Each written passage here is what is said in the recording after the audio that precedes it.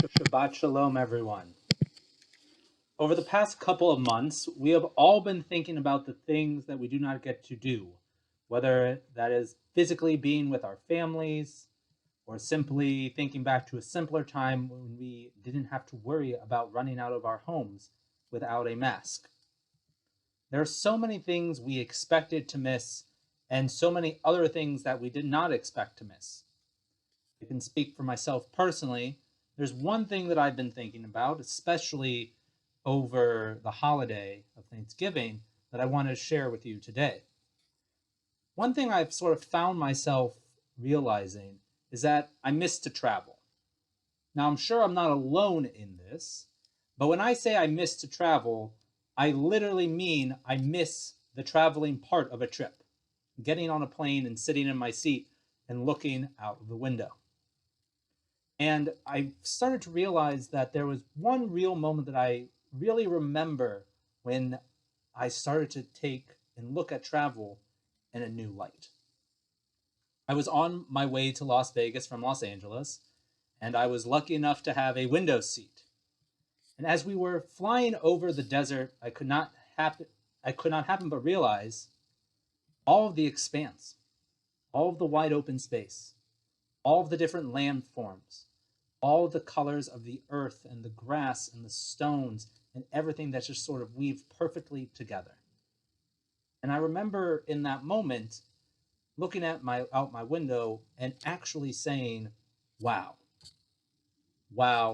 this is truly amazing. Now, why am I talking to you about air travel? No, it's not because Jacob is on a trip of his own this week in our Torah portion, but rather it's because Jacob himself also has a wow moment in this week's Parsha. This Parsha, like many other of the Parshiot in Bereshit, is filled with many stories that we recall from our days in religious school and learning about the Torah and our matriarchs and patriarchs. In this Parsha, we have the dream of the angels going up and down a ladder or stairway to heaven. We have Jacob meeting the love of his life, Rachel, and he ultimately marries her, only after he also marries her sister Leah. We have the account of the birth of the first 11 tribes, of the tribes of Israel, and then we also have Jacob and his family returning to the land of Canaan from Haran. Now, as I said, a lot of action is happening in our chapters this week. However, I want us to focus on the story detailing the ladder, which is in chapter 28, verse 11. There it states, Vayifga b'makom, vayalen sham kiva hashemesh, vayikach me'avnei hamakom, vayasem mera'ashato tav, vayishkav b'makom hahu. And in the English, he came upon a certain place and stopped there for the night, for the sun had set. Taking one of the stones of that place, he put it under his head and lay down in that place. He had a dream. A stairway was set on the ground, and its top reached to the sky, and angels of God were going up and down on it. And the Lord was standing beside him, and he said, I am the Lord, the God of your father Abraham and the God of Isaac.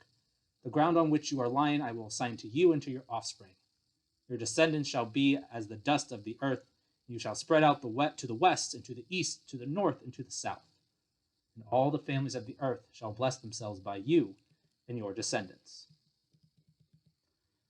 This dream has always been interesting to me. It's also been of interest to many of our commentators. Mainly, what is the meaning of this dream? What are we supposed to take from it? There are lots of different interpretations, and one is from Rashi. And Rashi says there was a dream, that this was a dream really about the angels. And by that, and what Rashi brings out, is something from Midrash, which states that there were certain angels that were only able to do their tasks in the land of Israel, and the other angels that had duties that could be fulfilled outside in the rest of the world. This was sort of a story, let's say, of Jacob exchanging in his angels. Jacob just had his angels for the land of Israel. Now he's about ready to leave, and therefore they need to switch out the angels, almost sort of like a customs check before leaving the country or entering the country. Then there's another interpretation that says, let's focus on what the ladder is supposed to represent. What is this supposed to mean? Solomon ibn Gabriel states that the ladder or stairway is meant to be a sign or an allusion to sort of the deepest aspect of the human soul, or the highest level of the human soul as well. And then Ibn Ezra states the angels are going up to represent Jacob's prayer going up to the heavens, and then the angels coming down are his salvation. Now, while I did provide us with a couple of interpretations of the dream itself, there actually is something that I'm more focused on and concerned with. I want us to actually focus on the moment that Jacob wakes up. Once he awakes from his slumber, he states, Vayikatz Yaakov mishnato vayomer achen yesh Adonai b'makom hazeh va'anochi lo yadati. Jacob awoke from his sleep and said, surely the Lord is present in this place, and I did not know it. Shaken, he said, how awesome is this place! This is none other than the abode of God, and that is the gateway to heaven. And early in the morning, Jacob took the stone that he had put under his head and set up as a pillar and poured oil on top of it. He named the site Bethel. I love his response. I do. I truly, absolutely love his response. And more or less what his response is, wow, this is so amazing. And it's so amazing because God is here, and I didn't even know it. That is so amazing. That's a remarkable response. The dream itself seems to represent sort of this spiritual transformation. I think it's supposed to represent that sort of changing.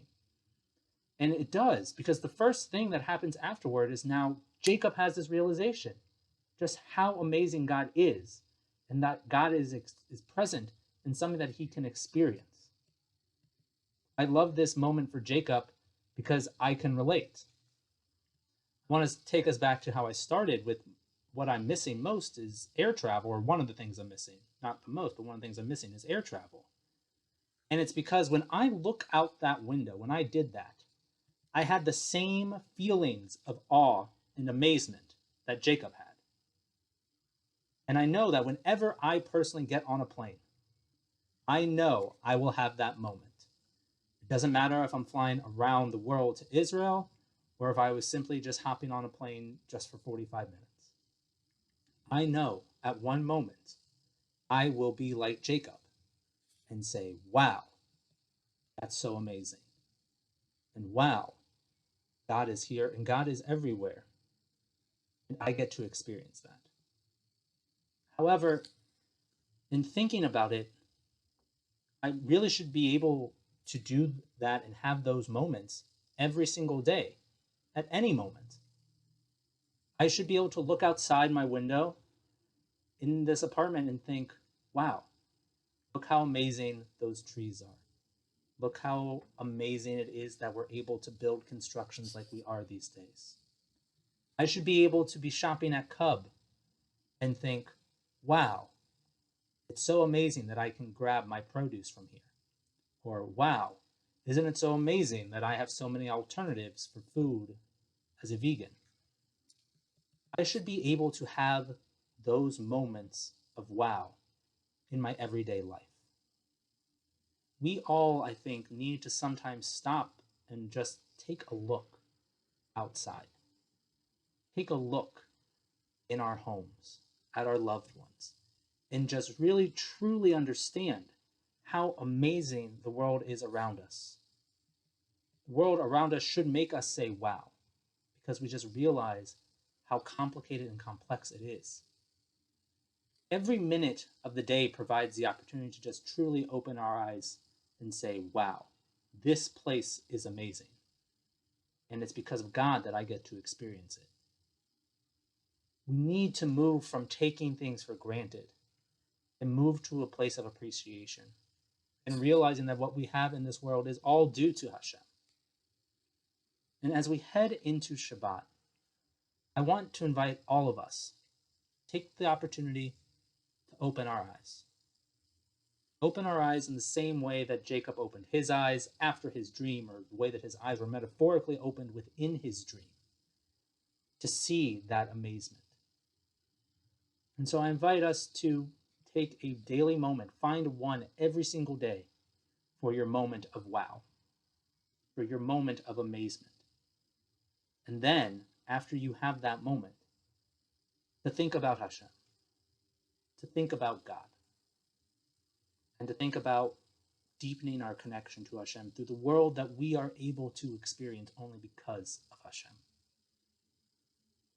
And as we continue to try and see these blessings each and every single day, our connection to Hashem will deepen.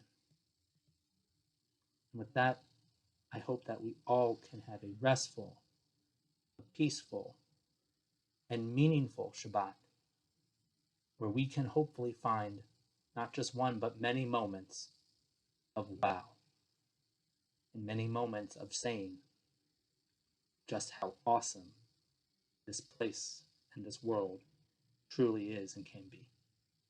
Shabbat Shalom.